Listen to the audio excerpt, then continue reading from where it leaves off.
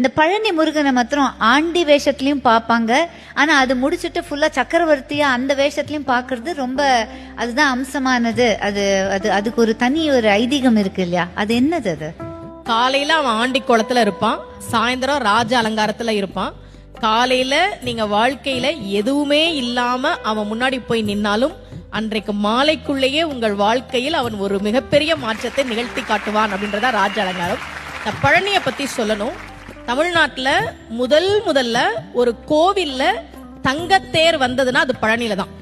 அதை உருவாக்கியவர் ஒரு தனி நபர். VVCR முருகேசர் அவர் பேரு. 1947 அவர் மட்டும் ஒரு தங்கத்தேர் பழனிக்கு உருவாக்கி கொடுத்தார். இன்னைக்கும் அந்த தங்கத்தேர் தான் பழனியில இருக்கு. அதன் பிறகுதான் மற்ற கோவிலுக்கு வந்தது. விடுதலை கிடைச்ச கையோட ஒரு தங்கத்தேரையும் வாங்கிட்டாரு போல இருக்கு. ஏன் ஒரு தனிநபர் பழனி கோவிலுக்கு தங்கத்தேர் செஞ்சு கொடுக்கணும்? அவருக்கு ரொம்ப வருஷமா குழந்தை இல்ல. முருகன் கிட்ட, பழனி முருகன் கிட்ட மனமுருகி வேண்டார்.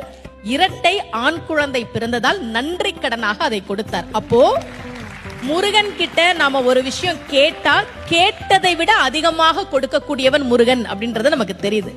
2 கையால நாம அவனை கும்பிட்டா அவனுடைய 12 கரங்களால் நமக்கு அவன் அருளை தரக்கூடியவன்.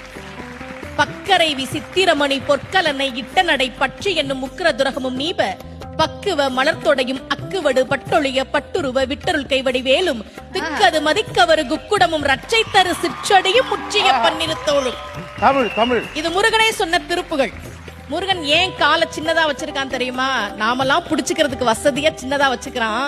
அந்த சின்ன காலை நம்ம புடிச்சுக்கிட்டா பெரிய கையால இந்தா வச்சுக்கோ என்று கொடுக்கக்கூடியவன் தான் முருக பெருமான்.